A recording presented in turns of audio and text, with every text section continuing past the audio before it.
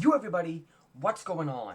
This is Keegan from Kman Reviews. If you enjoyed this review, make sure you hit that like and the subscribe button. And if you have any opinions at all that you would like to share, make sure to leave them down in the comment section. Harry Styles, Harry's House. Harry Styles is an English singer, songwriter, previously one-fifth of One Direction. Been following him ever since those days, and most notably his solo path since the beginning. I adored Sign of the Times and couldn't get enough of that debut album. Fine Line was also an enjoyable listen for me.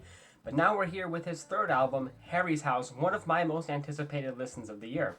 Yet to my surprise, catching a few ratings and reviews from critics I know before diving in, I'm surprised this is getting a rather heavy thrashing, so that only built the intrigue for me to check this out.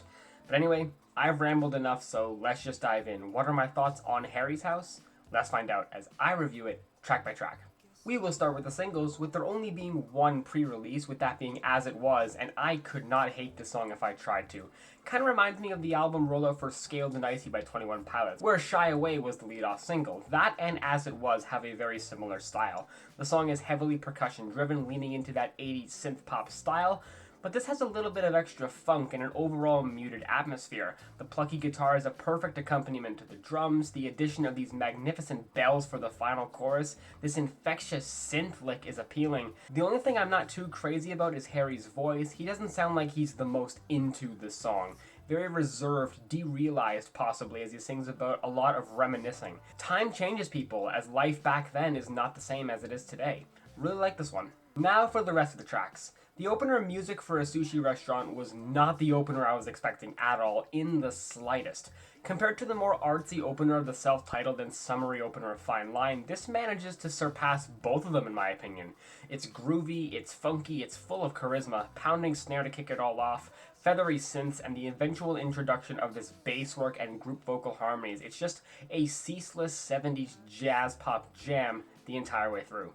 The song amps up even more with vibrant, lavish horns to add an extra garnish to this already amazing instrumental. Harry's vocals still suffer from the same unappealing nonchalance as It Was, but it's much less noticeable and less potent too. Lyrically, it's surprisingly blunt, using a lot of food references as symbols to wanting to get into this relationship. I love this song. Late Night Talking, which actually became a second single on the day the album released, and I totally see why, leaning into a bit of the smoother side of his music. Not as smooth as music for a sushi restaurant though, it's not as exhilarating of a banger as I kinda expected. It falls into a bit of a grayer area. The track dips its toes into a bit of R&B, soul influence, but the song is still upbeat enough to fit snug on pop radio. The drums are great. I love the accompanying background singers, peppy little synth flourishes. However, this is the best and most lively Harry sounded on the record so far, singing about what I assume to be some kind of long-distance relationship, or just being away, spending many a late night talking through text. Very nice track. Grape Juice is a pretty soothing song, although I don't think it leaves the strongest impression on the record. The song deviates away from the pop sensibilities of the previous few tracks and leans more into a more calming, almost yacht rock style, with delicate synths, a faint chugging of an acoustic guitar, and sandy hi-hat. Harry's vocals help with this vibe, especially on the verses where he sounds like he's speaking through a megaphone, but like really far away. It has that kind of quality to it. Until the chorus, where it just sounds like a normal recording again. Speaking of chorus, the transition from the pre-chorus to it is remarkably weak. It's one of the most unsatisfying things I've heard this year. Not a bad song, but I'm more indifferent to it than I'd like to be. Daylight is a bit of a snappy, more chill, mellow song, and it's got a truly inescapable vibe to it. Once again, percussion dominates the song. This consistent pounding of the track just gets me swaying with every listen. I also love the oscillating synth melody, this chopped up vocal segment, and Harry as he sings in his breathy falsetto style for most of the track. Yet again though, much like on Grape Juice, the chorus here does leave a bit to be desired. It feels kind of frail and skeletal, but the distorted, blown out drop that follows has some nice weight to it. Lyrically, the song seems to be about this lover who persistently pushes away despite all the affection he shows. I like this one. Little Freak continues this more mellow vibe. This one a bit slower than Daylight, leaning into a bit of synth ballad territory. The faint, bubbly percussion, resonating synth blanket resting calmly over Harry's reverb-filled voice. There's also some sweet guitar passages, especially on the chorus, that has a lot of volume to it, which perfectly matches the melancholic aura oozing from Harry's more monotone vocal presence as he sings about this relationship he let slip away and they just cannot seem to be forgotten. Pretty nice track. Matilda seems to be one of the bigger hits from the album cuts, and this is just a really sweet acoustic song.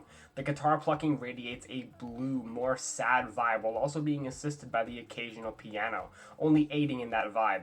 Looking back at some of the emotional centerpieces in Harry's solo career like Sign of the Times or Falling, this one cannot even get close to both of those in my opinion. Where those songs had climaxes that could really invoke emotions, they were just so impactful. This one's just more of the same muted, reserved style the album's rooted in.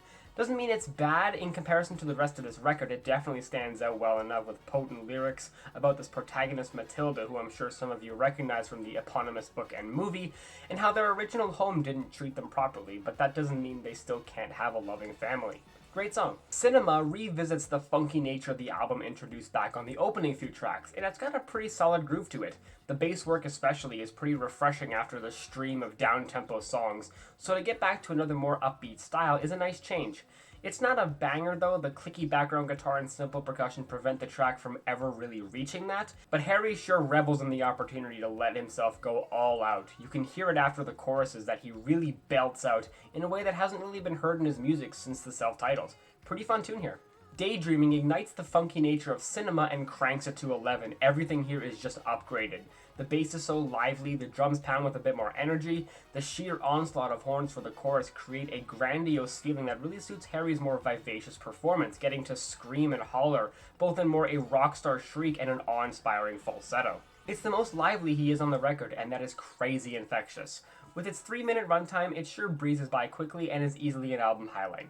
Keep Driving is really not a memorable track here at all. This instrumental is kind of milquetoast. The percussion feels so plastic, creating a gray, dull groove across the track, with some plunky synths thrown in here and there. It's like a colorful garnish to a colorless dish. It only stands out in the worst way. At least the track kind of lives up to its name. It can definitely be used as a bit of a drive song, has that calming, relaxed feel to it. But even then, I feel like it's too slow to truly encapsulate that energy, and being the shortest song on the album, it just kind of gets whisked away and forgotten. Yeah, this one didn't click with me. I'll pass. Satellites is another alright track, but much like Keep Driving, this one doesn't have the most memorable attributes.